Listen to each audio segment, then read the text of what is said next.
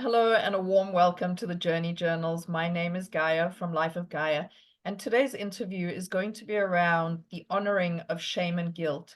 And we're going to take a journey beyond childhood shadows and go into unearthing self-worth in adulthood. And today I'm absolutely excited to have Carlos Rangel with me, who is a plant medicine facilitator who is going to take us on a profound journey of honoring childhood shame and guilt to embrace true adulthood. Welcome to you, Carlos. Thank you, Gaia. Looking forward for this conversation. I think it's going to be a spicy one. Yes, agreed. All right. And thank you for sharing and being on the interview, Carlos. I really appreciate, your openness and your willingness to share as always. So let's get started. Now, Carlos, this channel has an overarching theme, and a lot of it is around Joseph Campbell's quote that says, "The cave you fear to enter holds the jewels that you seek." And it's very much a central theme of this channel.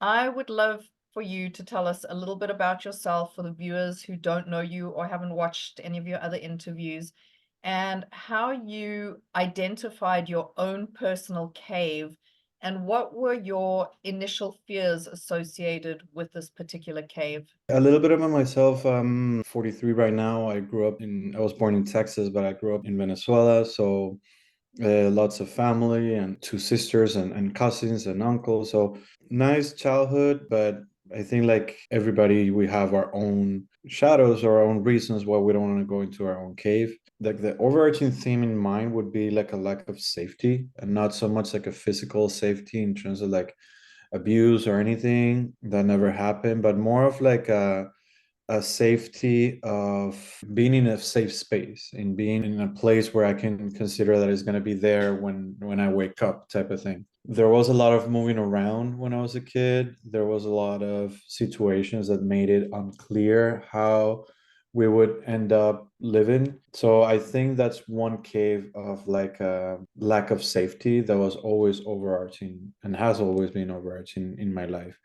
And that inevitably made me like overcorrect in how I became an adult. So the lack of safety made me really be worried about safety. So maybe there were instances in my life that I could have been more open to different situations and more adventurous and more, but I was overly safe. So I think that would be my cave, more like a lack of safety in itself has a self-worth component because if I am not safe and I don't feel safe, do I deserve to feel safe? Do I deserve things that make me feel safe? Or this is just like how life is supposed to be, you know?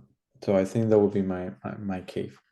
Got it. Carlos, in conversation with each other, the topic of your father came up and what it was like growing up with him. Could you speak a little bit into your childhood experiences and what that was like for you? He would get in financial troubles and like there would be a lot of relationships that would be affected by it, and that's where the lack of safety came in. I think that there was a sense of not being able to pay rent or not being able to pay things, you know, and like there's always this sense of like there's something going on, that there's a lack of trust behind it. I remember growing up that there would be like employees that would be asking for payment from the company, and like it was normalized that they were the ones that were wrong. And like since he was my dad, he was right, you know, like you think that your dad is right and there's no reason why he would be lying, you know. But I think as growing up, things became clearer and clearer, and as relationships were being hurt and less people were around and more people were more open in terms of like how my father had behaved, I think that it became more clear on that maybe the person that I'm supposed to be has to be different from what my model is currently doing. So there was a lot of that like confusion in terms of like who should I become if the person that's supposed to teach me how to be a man, it's not the type of man that I want to be. And even more, there's a sense of you're the son and he's the dad. So how am I going to like push back on this? You know, like I guess this is normal. This is what everybody is going through. And this is like it's coming right now as I talk to you. Like there's a sense of like self-worth in that I have to excuse myself in saying like, hey, my upbringing, my childhood was not bad because I wasn't abused or I wasn't in a serious struggle, or I was in a violent environment. I was not. But that doesn't take away that was my story. Just now, that feeling and having to put caveats in my own experience that it wasn't so bad, it minimizes it and it makes it feel like it's not worth it to even tell the story. So that's something that I've been like coming to terms, like in coming in that cave and like learning from my childhood, because that's the childhood that I had. So if I don't honor it for what it was and learn from it and just apologize for it because it wasn't as bad as the other person's, then I'm doing myself a disservice and I'm not getting the teachings for what it was. So that's what I think my relationship with my father was so pivotal to my childhood and to the adult that I am right now. Yeah, I can absolutely relate to what you've just shared. I mean, we also grew up lacking for nothing and in a great environment, and yet there's still a lot of shame that's been carried over from childhood into adulthood that, definitely has had to been looked at and addressed. Carlos, could you share some of the traumatic experiences that you had as a child and how they transitioned over into adulthood? Before sharing, like we have to go like what is a trauma? Like, and a trauma is just an event that separates you from yourself and makes you like live a version of yourself based on the story that you put on that event. It's not so much the event, but the story that we put behind and the attachment that we have to that event. So that takes us away from our true self. I think traumatic events that happened were like things like, for example, I had to move from Venezuela to here because I knew that I had no future over there because I was always going to be in the shadow of my dad, and I was always going to be wondering how is it that I'm going to make ends meet. So moving from Venezuela to here, I think that was a big traumatic event because like you're saying, like there was not a lack of things growing up, but suddenly I am alone and I have to make a life of my own and I have to just figure things out. And that was traumatic, but I was already older. I think that being younger is just that uncertainty of what good is and what bad is. Like at a young age, you're forming your own like moral compass, and the only way to like frame it is based on what you're experiencing. Like we know not to touch the fire because at some point we got burned. So that's instilled in our memory and in our self. But if the moral compass that you have is being affected by somebody whose moral compass is not as attuned to what's good and what's right, then you start questioning yourself about like, am I a good person? Am I like doing the right thing? Am I supposed to be enjoying this life that I have right now when it's coming from I don't know where? Like there were many things that were trust breaking when growing up. So if I cannot trust in the person that's supposed to take care of me, who should I trust? And can I trust myself that I'm not going to fall in the same things that this person has fallen into? So there's a lot of outer trust and a lot of inner trust that is challenged by not having a clear grasp of what's good and what's bad, like when you're being taught that. So I think they're not like one specific event, but it was just growing up in that environment of very loosey-goosey moral boundaries. And then that was the experience with my dad, but with my mother, she was, I guess, overcompensating. And like by doing that, she inadvertently maybe a masculine role model that was supposed to be looking to. So by making sure that she tell me that what he was doing was wrong, because it was, I was also negating the masculine portion of it. So there was that sense too of like, if this is like I don't have another point of reference, so then this is what being a man is, but being a man is not good. So there was also that of like, all right, not only I have to figure out on my own what's bad or good, I also have to look for what a man is, because I know what type of man I don't want to be, but I don't have a clear path on good men.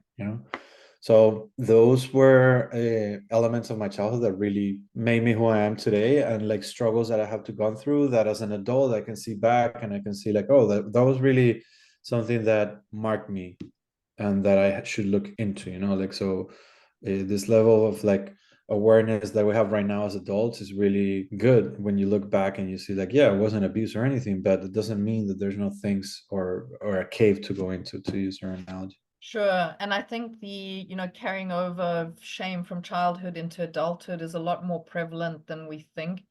I wanted to ask you, at what point, or did something specific happen, or was there a pivotal moment where, you sort of decided that it was time to confront and address, you know, what you were experiencing or what you'd stumbled on and actually walk into that cave? I think that it happened many times. It happened many times, but it always happened in the filter of I am the son and he's the father.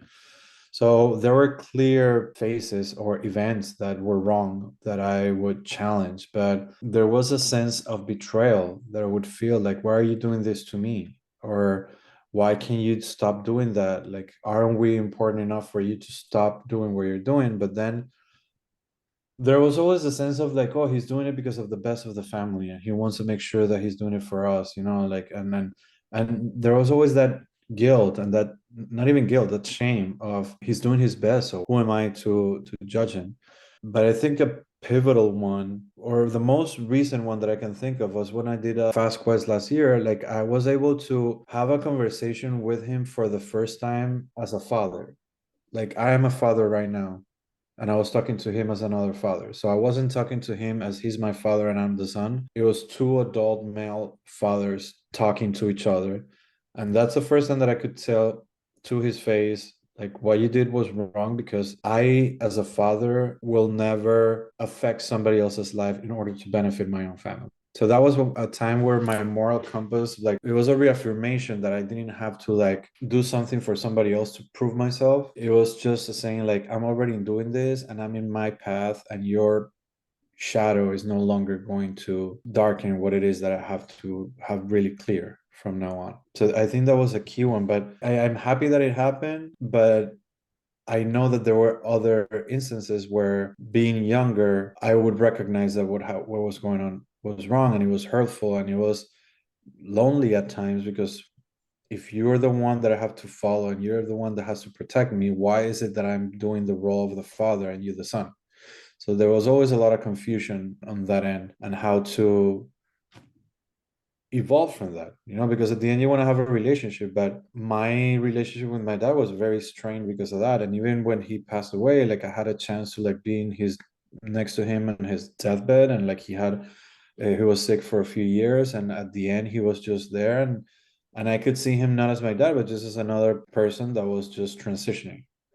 So the key moments in our relationship was when I was able to take away the role of the son and just look at him as another person, to see the actual good and the actual bad, and be okay for what it was and not for what it was for me. So yeah, I think it wasn't an event, but it was just the change of the interaction that I think really pushed things forward.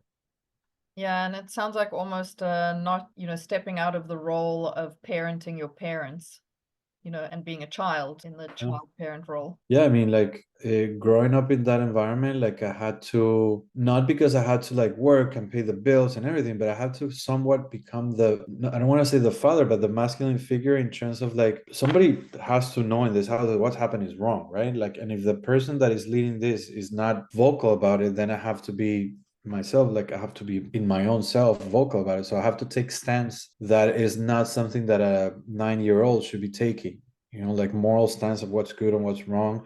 So that really drove my early teenage years and my, like, the rest of my life, in terms of like, now I have to step up and like be the judge, not only of how I'm going to live my life, but how the person that is supposed to teach me is living his. And whenever he's not, I don't want to say apologetic, but at least cognizant of what is being happening is wrong, then how much do I push, or how much should I just take my own road?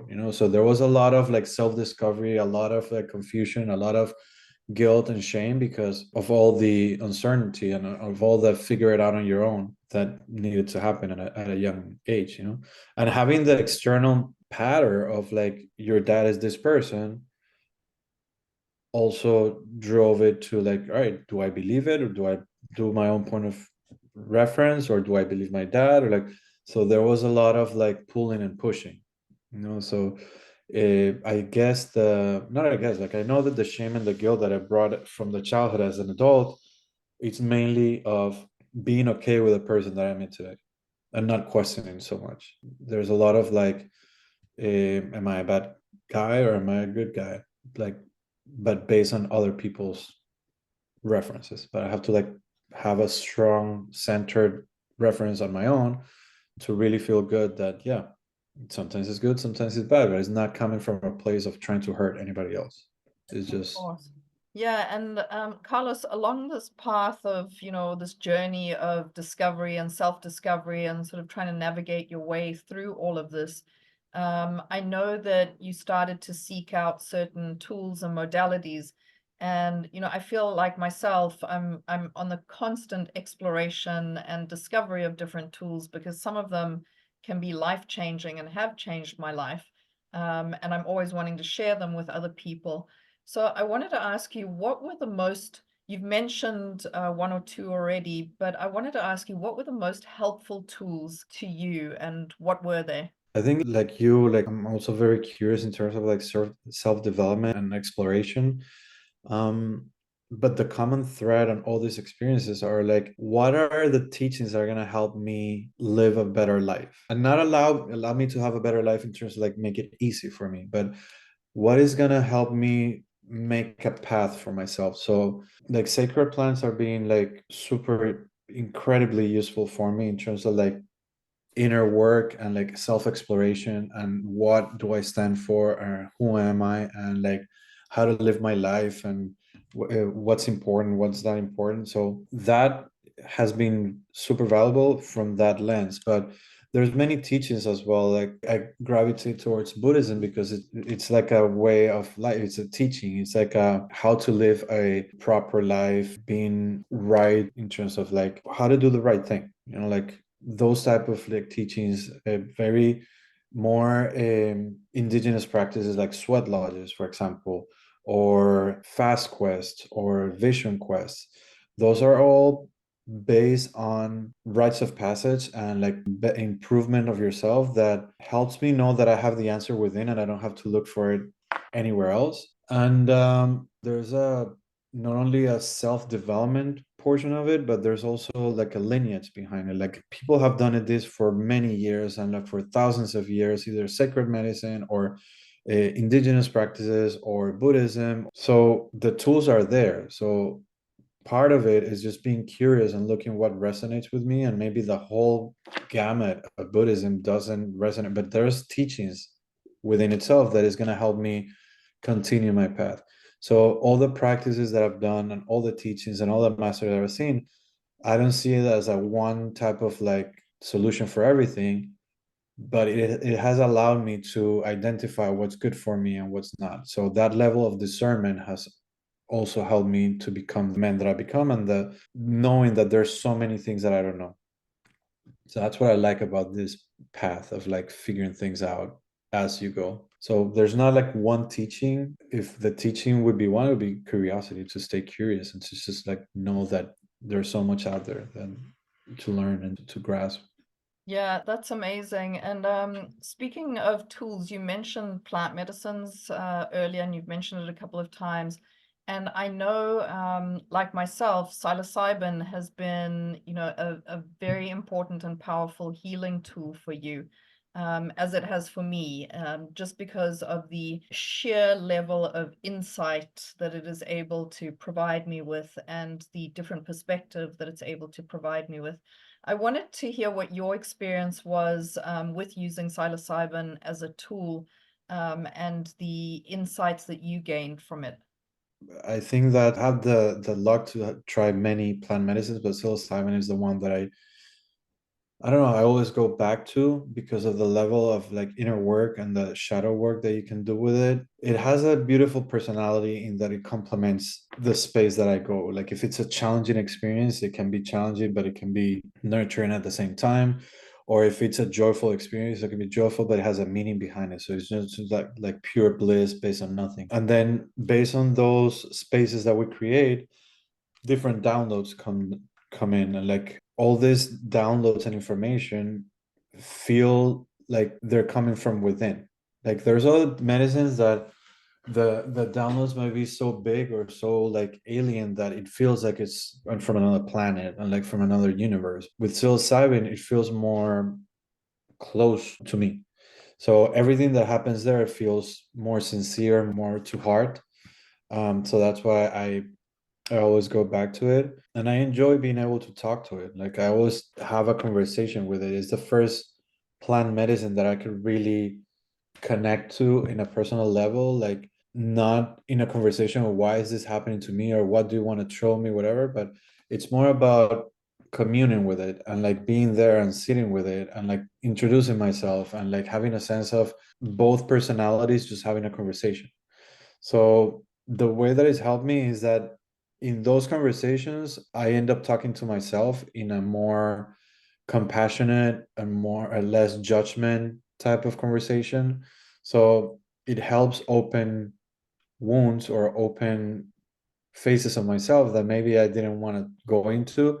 But since I'm in that space, it's a more welcoming and more fruitful conversation. So that's why I enjoy it so much, and that's why I go back to it, and that's why I learned to appreciate it and like gone into learning how to like facilitate and how to hold space and how to integrate from it. Because at the end of the day, it's just showing me part of myself and my self-conscious that I don't have access to at that specific moment. So it allows me to also appreciate myself too, because all that information, that wisdom is not coming from the ether, it's not coming, it's coming from myself. So it's a nice practice to go back to and recognize the divinity and the wisdom in myself. Yeah, they're all powerful tools indeed. You know, speaking of both plant medicines and Buddhism, earlier you mentioned, you know, the idea of taking the parts of it that work for you and, you know, not necessarily taking all of it or the parts that don't work. And then you also spoke about the ability to start discerning between certain things. And you once mentioned something that I thought was very important, and that was the concept of taking the lessons without taking the whole package, right? And applying that to your upbringing, which I think is such a powerful um, thing to do because, you know, part of it could be even a reframing of sorts. But I wanted to ask how you were able to start discerning, you know, and separating the valuable parts of your upbringing, because there certainly are valuable parts in there. It's not all negative, from the negative parts. And that's something that resonates with as we learn things. Like it's about the teaching, it's not about the master. You know, like if you take away that from it and you just focus on the teaching, I think I can make it my own. You know, so it's not like somebody told me, it's like that resonated because that feels true to me. So that has been happening as I've been able to like meet many masters and many practices and everything. There's a level of shame and guilt going back to what we're talking about, like, hey, do I like, should I go and move and like live in a cave because that's what like that is about, or should I just drop everything and become a monk? Or like it shouldn't be black or white, you know, it should be what serves you in the space that you're in to be able to get the most of it, because that's what a teaching is about. That's what there shouldn't be any condition in terms of like self-development. Like what works for you might not work for me, and I shouldn't be guilty about like being okay with it. You know, like there's many teachings, that many practices that my wife does that help her immensely, but not, it's not for me, and there shouldn't be any attachment to that. The same goes with like experiences in life. You know, like not everything needs to be peachy to say that I have a great life, and not everything has to be rock like really bad to say that I had a bad life. It's how we take the teachings from those events and like frame it to like moving forward. So yeah, like I know that there's people that had it way worse than me growing up, but that doesn't take away that that's what my story was about. So I have to honor where I came from, and I had to honor what happened to me so I can see the teaching from it.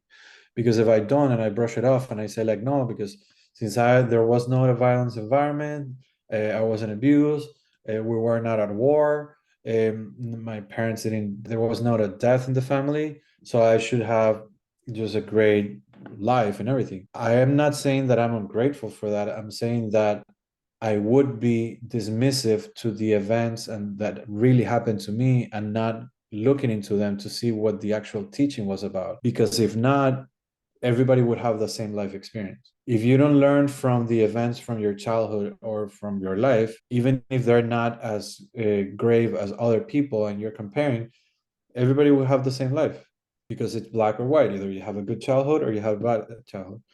But that's the beauty in it. That's a beauty in seeing the things between the things. Yeah. That's where life happens. That's where teachings happen. That's where growth happens. In saying like, I think I can do that differently. Or I think that there's a sense of me that feels that there's another way. And that's what I guess like spirituality is like. It's just like there's a different way of doing things, and you have a choice of doing it the same way that you're doing it, or you can do it a different way.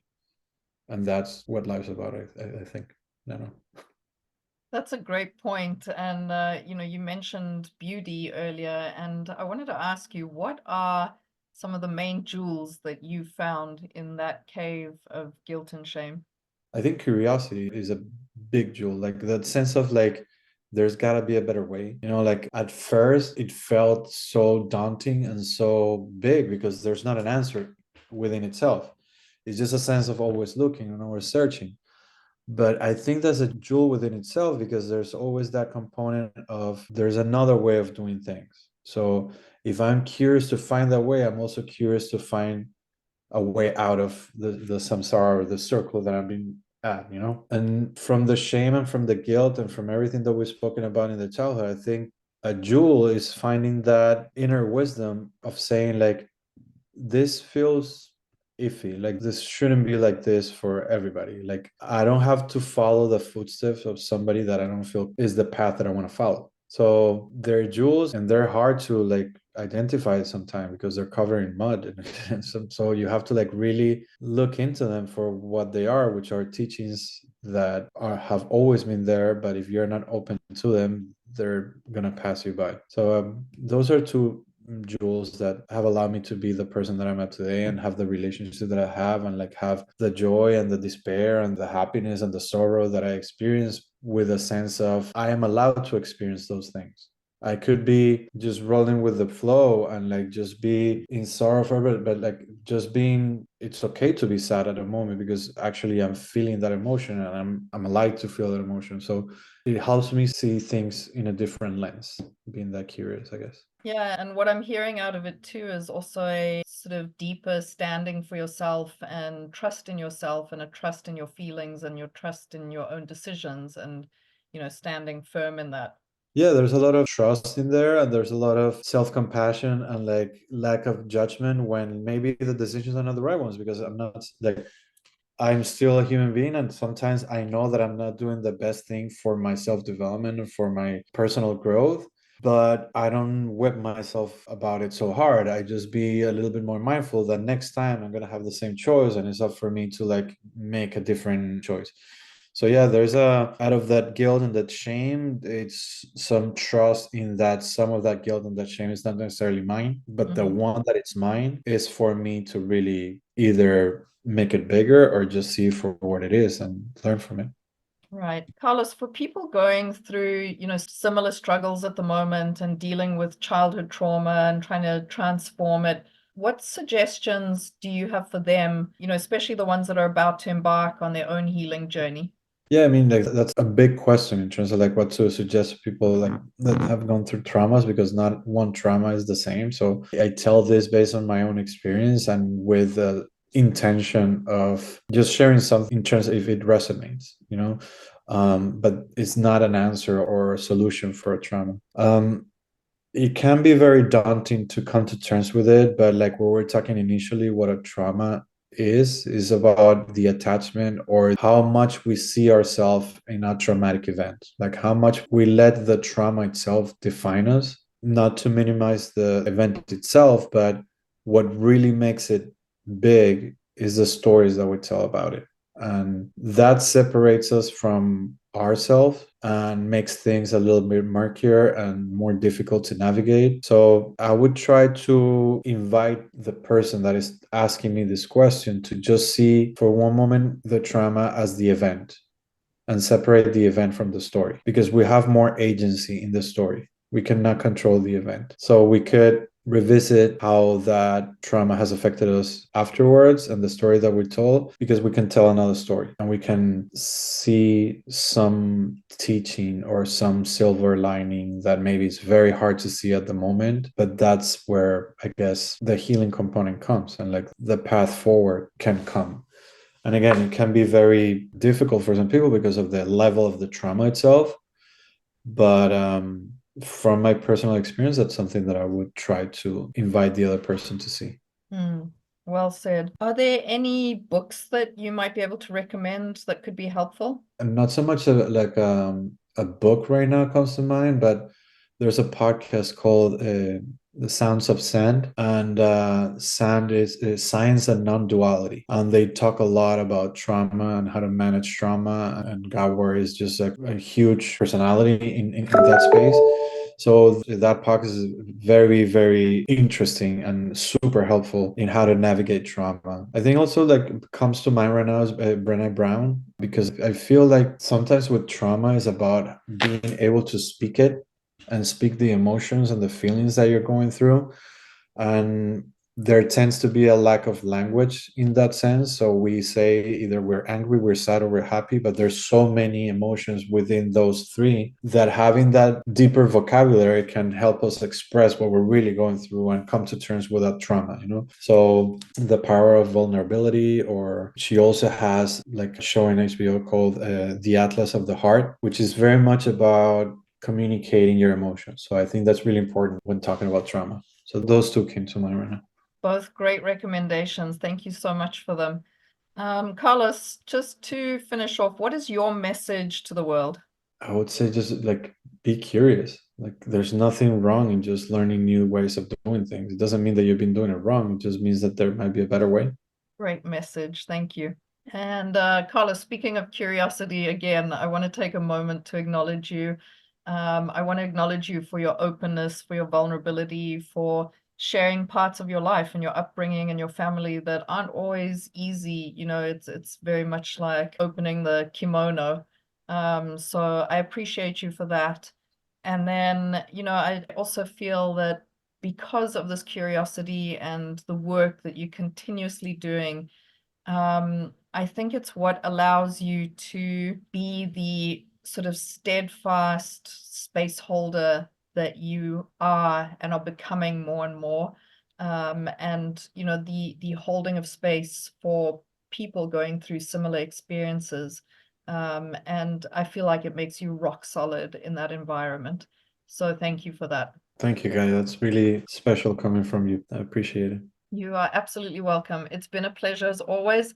If you have been watching along with us, we would love you to like, share, comment below. If you'd like to get in contact with Carlos, we'll put his details below, and we'll also be putting all the links to the books and the programs that he shared. Carlos, thank you again. Thank you, Gaia.